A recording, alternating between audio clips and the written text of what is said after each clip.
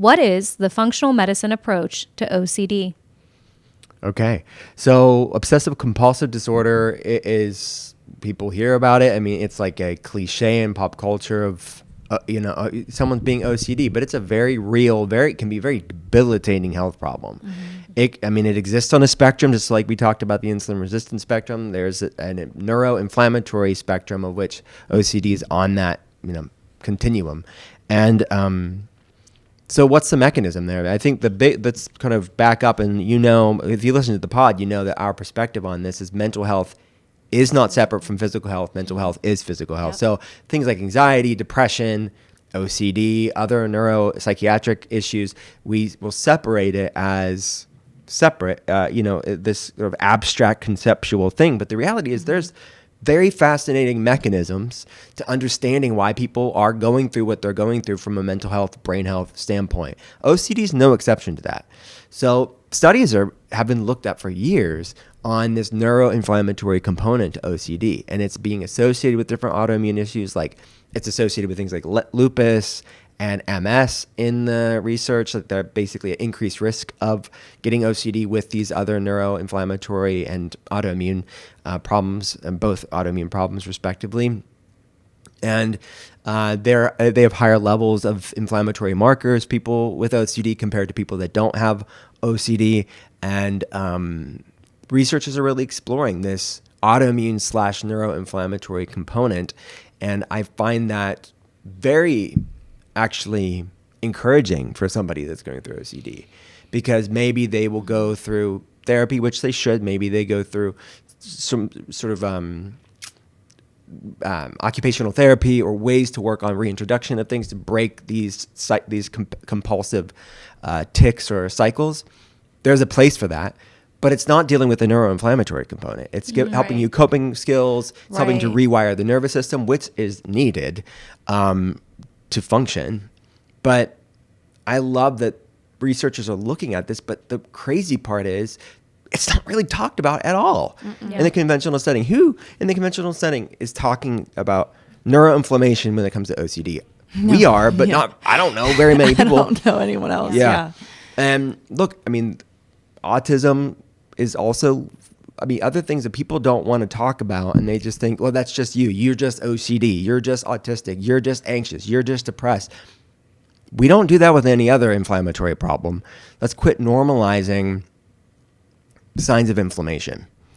Doesn't mean we should shame anybody or make them feel like they're broken. They're not broken. They just need optimization and improved function and healing in their life.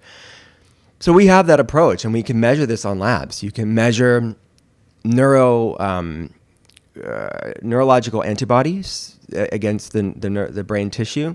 You can measure inflammation markers. You can look at gut health and understanding the gut-brain axis. You can look at other environmental factors that can trigger autoimmune problems like mold and viruses and environmental toxins. And we look at mental emotional things like chronic stress and unresolved trauma. OCD is linked very much so with PANS.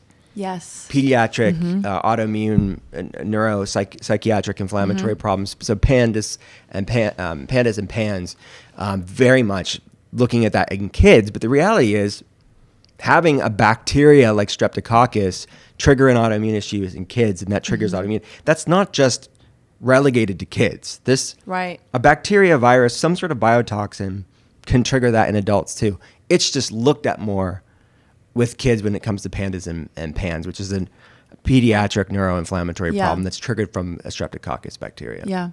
I think this approach is so necessary because honestly, with something like OCD, therapy is going to be limited, right?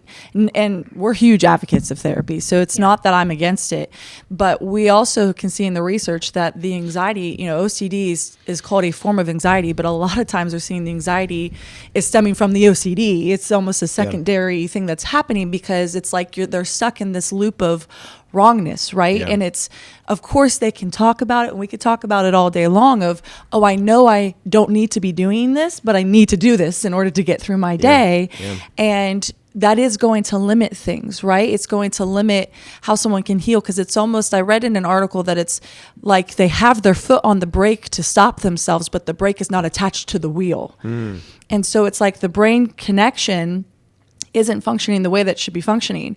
So again, therapy, while yes, it can be incredibly helpful, it still might limit the healing that needs to actually happen. And that's where I think that this approach, you know, and we've even seen it lead to breakthrough, because when you're decreasing inflammation, when you're healing the gut, which is so heavily connected to in how the brain can function, you're going to see that, and paired with those other modalities and those other tools, is going to do so much more for people who are struggling with something like this.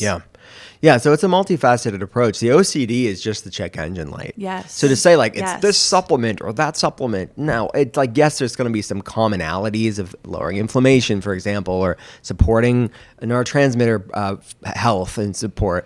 But it's so multifaceted, because what's triggering the neuroinflammation in one person may not be triggering it in the next person. So we don't see it as like, oh yes, well, streptococcus triggers OCD in everybody. It could be another pathogen, another stressor, both physiological and psychological, or both. Yeah. I mean, this is anecdotally, and we talk about this at work a lot. You guys make fun of me. I have throughout my life had OCD tendencies. I've never had a therapist or anybody diagnose me, so take this at face value for anybody that's listening. But I do have tendencies that look like that. And one of the things that I've noticed for myself in particular is if I have a lot of MTHFR genetic mutations, MTRR, multiple methylation impairments.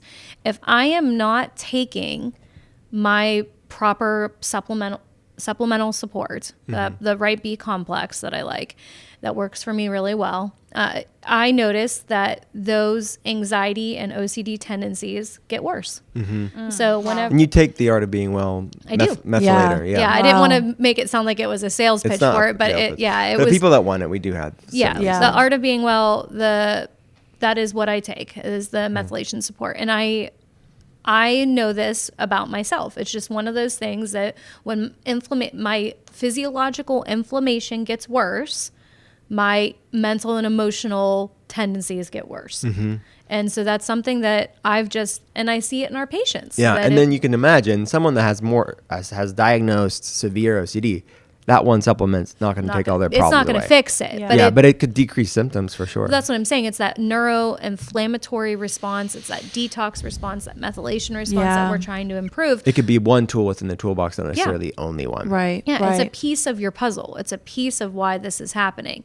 So we're not saying, and that's, coupled also with working through anxiety and helping the mental and emotional side of that, and changing nutrition and like all these things that we do. It's just, again, it's anecdotal, but it is my personal experience. And it is something that I see and have seen over the last 15 plus years with patients, is that there are certain inflammatory responses that as those markers go down, their overall health improves, which can improve anxiety, OCD tendencies, things If you like want the link to all the studies, go to drrulcole.com, type in OCD, type in PANDAS, PANDAS, or PANS, and it'll aggregate all of the studies that are written over the years with the links to PubMed and all of that stuff. So